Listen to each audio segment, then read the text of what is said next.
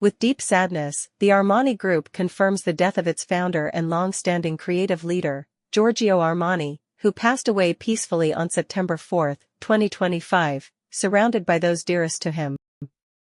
Affectionately known in the fashion world as King Giorgio, Mr. Armani remained fully committed to his work even during periods of ill health. Until his final days, he continued shaping the company's future, overseeing the collection scheduled for release next month and guiding projects that have profoundly influenced both Italian fashion and the global appreciation of made-in-Italy craftsmanship. Under his direction, the Armani name grew beyond clothing into multiple industries, from interior design, architecture, and hospitality to lifestyle and fine dining, always carrying forward the same aesthetic vision and uncompromising dedication to quality that defined his life's work. His passing marks the end of an era, yet his creative spirit and extraordinary contributions will continue to inspire generations to come. What began as a bold design experiment soon grew into a global style empire, transforming how the world viewed fashion. Giorgio Armani's revolutionary deconstructed jackets, stripped of heavy padding and inner linings, changed the face of menswear, becoming a defining symbol of Italian sophistication. Blending refinement with forward-thinking design, Armani drew creative fuel from classic black and white films, the glamour of 1920s and 1930s America, and the rich traditions of Eastern and Arab cultures. His aesthetic, built on precise tailoring and a palette of understated tones, from soft grays and beige to his signature greige, a perfect balance of gray and sand, reimagined the very essence of luxury. He broke boundaries in women's wear with his confident reinterpretation of the tailored suit and elevated red carpet fashion through his Armani Prive Haute Couture line, dressing Hollywood greats such as Cate Blanchett, Julia Roberts, and Renee Zellweger for the Oscars. Armani's creative reach extended far beyond apparel. He ventured into Parisian haute couture, launched fragrances, introduced Armani/Casa furniture, opened Armani hotels in Milan and Dubai, and even sweetened the culinary world with Armani/Dolce. In 2008, he deepened his ties to sport by becoming the patron of the Olimpia Milano basketball team, supporting it under the EA7, Emporio Armani brand, which also outfitted Italy's national team for multiple Olympic Games. Among the defining moments of Giorgio Armani's extraordinary career were the creation of Emporio Armani, designed to appeal to a younger, style-conscious audience, the partnership with the Zegna Group to develop Armani Collezioni, the opening of Armani/Silos in Milan, a museum-like space honoring 4 decades of his work, and his bold choice to hold a closed-door fashion show at the height of the COVID-19 pandemic, while repurposing production facilities to manufacture disposable gowns for medical staff. Yet Armani's influence reached well beyond design. A pioneer of socially conscious leadership, he personally donated substantial funds to Italian hospitals during the pandemic and ensured that his company directly contributed to public health efforts. In 2022, he made a quiet yet powerful statement by staging a runway presentation without music, a gesture of solidarity and respect for those affected by the war in Ukraine, demonstrating his rare ability to align fashion with empathy for global issues. His devotion to Milan, the city that embraced and celebrated him, was evident in every project he built there, from Armani Teatro to Armani Silos, permanent symbols of his deep connection with Italy's fashion capital. As a cultural ambassador of Italian style, he was honored with prestigious awards including the Cavaliere di Gran Croce and the Golden Lion in Venice. Giorgio Armani was not simply one of the last great designers, he was a visionary who understood people, anticipated cultural shifts, and built an aesthetic universe spanning fashion, design, cinema, and sport. His rare talent for merging simplicity with sophistication, and innovation with tradition, made him a universal emblem of elegance. As he once said in an interview, the essence of style is to find a simple way to express something complex. While the world now mourns the loss of a true genius, his spirit endures, in every garment, every building, every creation that carries his name, and in the values he instilled. Under the guidance of his family and trusted collaborators, the Armani Maison will continue to honor his dream, ensuring that Giorgio Armani's legacy remains eternal. Giorgio Armani did not simply work in fashion, he built an empire. Today, half a century after his label first appeared, his impact may feel inevitable, almost a natural part of the industry's landscape. But in the 1970s, his debut felt like a sunrise breaking through a horizon long darkened by outdated traditions, offering a new, modern interpretation of what the world wanted to wear. From the late 1970s through the early 1990s, Armani stood as fashion's boldest innovator, the most contemporary of his generation, and ultimately, the last of his kind. Unlike many of his peers, he remained intimately involved in the full creative cycle, personally shaping every garment that appeared on his runways. Each year, he oversaw an astonishing schedule, 4 collections for his main line, another 4 for Emporio Armani, and 2 for Armani Prive, an immense undertaking that reflected not only his relentless drive but also the vast, interconnected reach of the Armani universe. At the heart of this empire was tailoring, the true foundation of his legend, the lever with which he lifted fashion onto a new plane. Of all his achievements, Armani's most profound contribution was his redefinition of the classic suit, for both men and women. In doing so, he forged a new language for menswear, one capable of expressing Western culture's transition, from the strict formality of the 1960s, through the flamboyance of the 1970s, and into the consumer-focused decades of the 1980s and 1990s. His tailoring brought elegance to everyday wear and ease to traditional structure, turning the dream of high fashion into something that lived in the real world, an everyday expression of sophistication, perfectly suited for a world in motion. But how, exactly, did Giorgio Armani reinvent the art of tailoring? Scholars and fashion theorists, far more qualified than this writer, often identify the intricate relationship between the human body, the garments that envelop it, and the subtle space that exists between the two as a central point of analysis. It is within this space that much of a garment's cultural and aesthetic meaning is constructed. This in-between zone acts as the bridge between the garment's architecture, its fabric, construction, and design, and the visual impression it casts on the wearer. It can conceal or reveal, compress or expand, weigh down or release, and in doing so, it defines how clothing communicates. The interplay among these elements, body, fabric, and space, shapes both the expressive power of fashion and the narratives it tells. Prior to Giorgio Armani, the classic men's suit served primarily to structure, cover, and in many ways armor the male form and identity. Armani altered that paradigm entirely. By softening the silhouette, lowering both the shoulder line and the button stance, he allowed the suit to collaborate with the body rather than dominate it. It no longer rigidly contained its wearer but instead draped and flowed, creating a more organic, almost narrative relationship between the garment and the person inside it. This sartorial revolution began with the men's jacket. Armani reconceived it as fluid, weightless, and harmonized with natural movement. He stripped away shoulder padding, removed inner linings, adjusted button placement, and recalibrated proportions to produce a garment that felt soft and effortless, not merely relaxed, but innately natural. First unveiled in his 1975 menswear line, this deconstruction drew from 2 traditions, the lightness of Neapolitan tailoring and the graceful drape of the Japanese kimono. Importantly, this reimagining of both jackets and trousers mirrored profound cultural change. It reflected a society where upward mobility was reshaping social hierarchies, and where material or professional success no longer required the uniform of a rigidly defined class. Under Armani's vision, elegance could be simple, and simplicity could be elegant, a philosophy that revolutionized not only the look of menswear but also its meaning. Armani's deliberate use of premium fabrics, supple wools, plush velvets, and refined leathers, allowed him to achieve precise tailoring that preserved elegance while being suitable for large-scale production. When he introduced his leather blousons at Florence's Sala Bianca during the 1973-1974 season, critics were struck not by their shape but by their unexpected lightness. A material traditionally thick and rigid was suddenly soft, fluid, and wearable. This removal of stiffness became a cornerstone of his exploration of proportion and construction, a design philosophy that, by the 1980s, during the height of the power suit era, translated into broader shoulders and wider lapels. The look evoked echoes of 1940s Hollywood tailoring, reminiscent of the way Fred Astaire or Gene Kelly could dance freely in impeccably cut suits, garments that moved with the body like sportswear while maintaining perfect structure.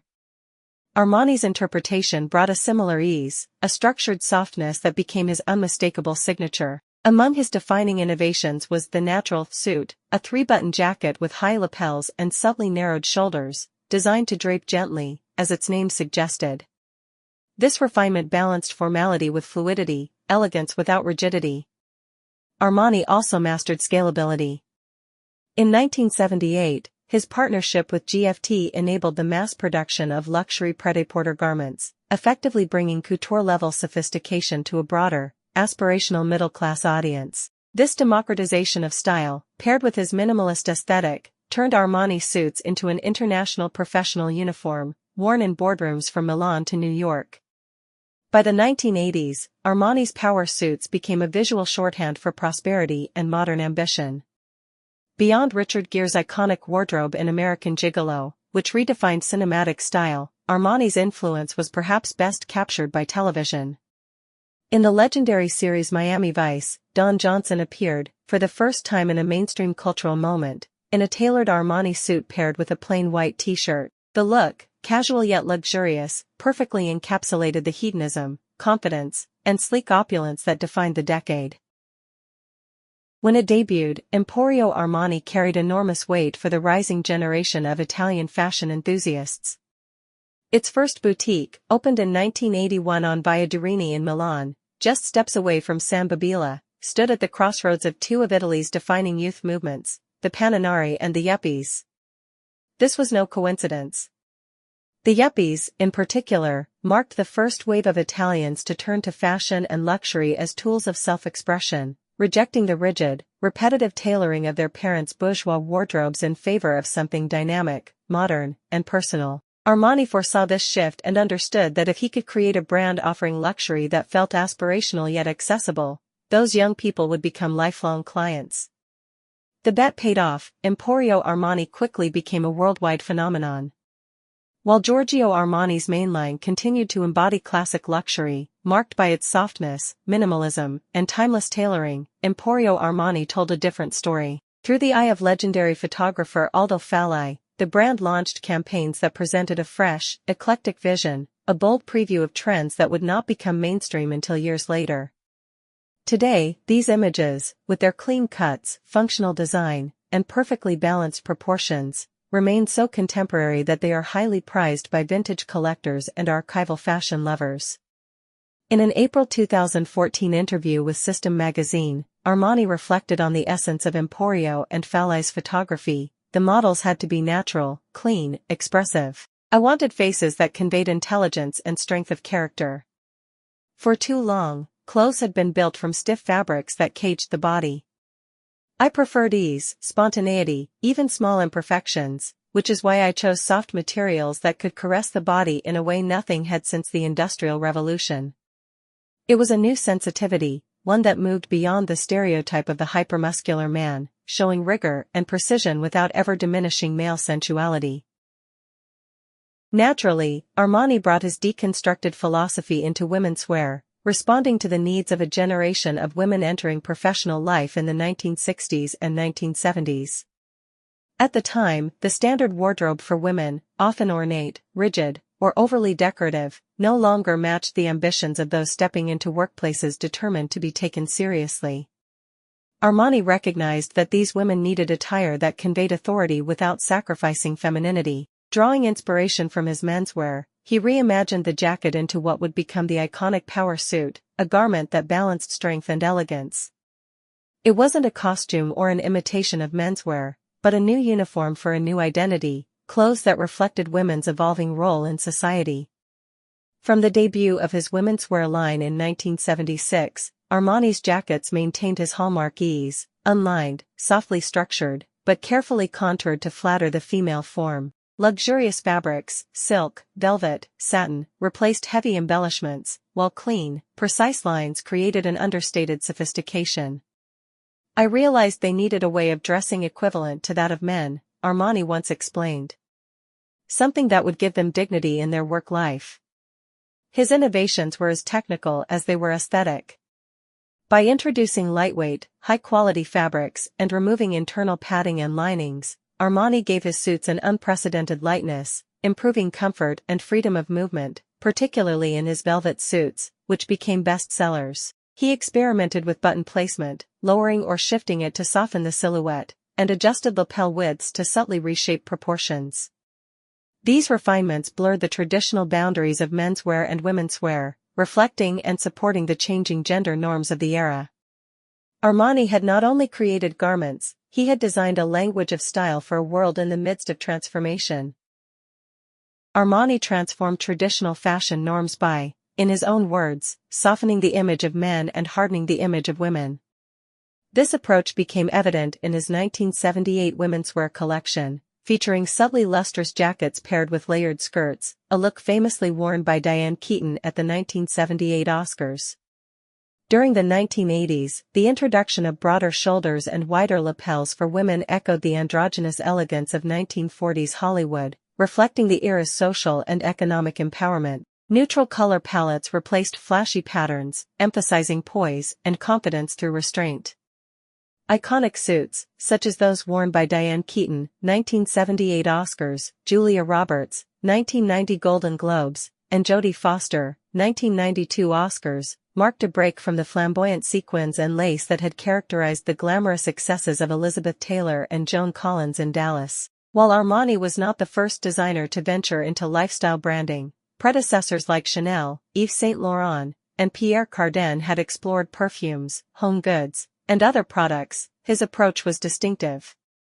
He combined ambition, aesthetic cohesion, and tight creative control to maintain a minimalist, sophisticated identity across clothing, fragrances, home furnishings, hospitality, and even floristry. Unlike brands that relied heavily on licensing, which sometimes diluted their image, as seen with Saint Laurent's branded cigarettes or Cardin's widespread product lines, Armani retained complete oversight, ensuring consistent quality and vision. Moreover, Armani was one of the first to bring lifestyle branding to a truly global scale, establishing a strong presence in Asia and cultivating cultural influence through Hollywood. His move into hospitality, exemplified by the Armani Hotel Dubai, set him apart from contemporaries who remained within more conventional categories such as perfumes and accessories.